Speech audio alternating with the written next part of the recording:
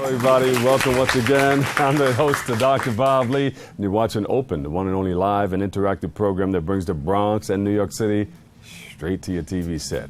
We want to encourage you to stay tuned. You can stay connected to us. Tweet us at BronxNet TV and follow us on Facebook at Open BronxNet Television. Leading off the show, our first guest is a Bronx native and an author now who has put a personal story onto paper. When you want to do it, put the pen to the paper. We welcome Keisha Mayo. Give her a big round of applause, everybody. Author, Deceived. Thank you for having me, Mr. Lee. Tell us about this. What made you decide to write a book? Well, it was therapy. I wrote the story 12 years ago, and it's a nonfiction book, and it's about a situation I went through in my life.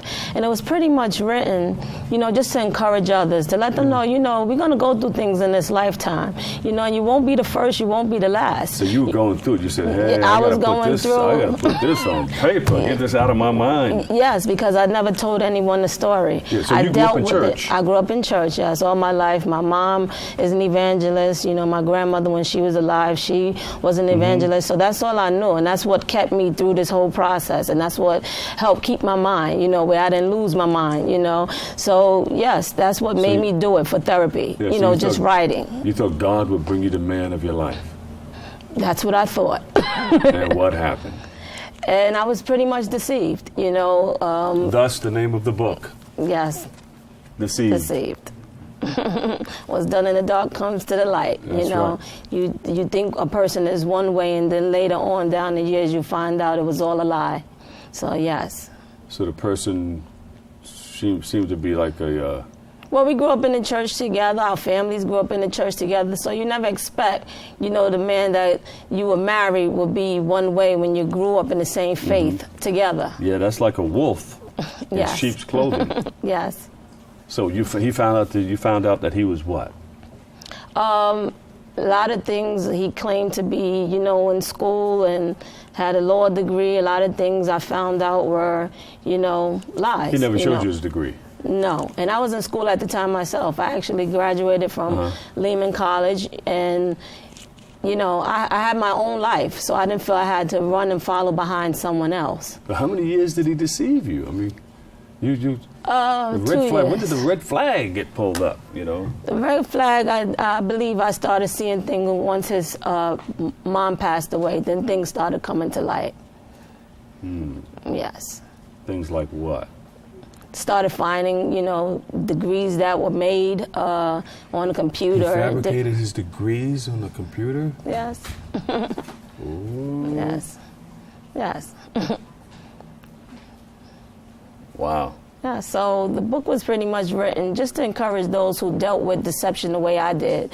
I felt I dealt with it the wrong way. I should have told somebody, but I chose to keep it to myself. As close as my mom and my grandmother, as close as we were, I never told them, so it's pretty much to let people know you're not a failure. I was embarrassed in my story, didn't want the story to get out there, but we all gonna go through something in this life. Yes, so, and it's been doing just that, just encouraging people. People are opening up to me who would have never opened up to me, so I thank God for what it's doing. And no longer am I ashamed of being deceived. What matters is how you come out. You come out victorious, you come out an overcomer, and that's more important. You have people committing suicide. There were times when, I wanted to end my life. But because of the grace of God, I still stand here before you. And because of the grace of God, I'm able to help other people. Yes. And people look at the cover and they think it's a woman's book. And this is a book for men as well as women, because anyone could be deceived. It's not just women being deceived, men are being deceived as well. Yeah. So it turned you into a better person. It was a learning experience. A learning experience, yes. Yeah. So do you go around and you teach other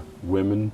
Do you have seminars and stuff? Or that's next? I've been at Barnes & Noble's twice. The book has only been out since October, and God has opened the door for me to be at Barnes & Noble's twice. I had about 7 book signings already. Oh, great. I speak at churches. I speak to different people. So I've been on the radio. I, did TV shows. So God has opened a door for the book to only been out since October. He has done some amazing things that's blowing my mind because I never thought of being an author. You're dancing. Let me see your footwork. Let me see your footwork. I never thought of being an author. That was far-fetched. It kind of fell in my lap when last year when God told me to pick the book up.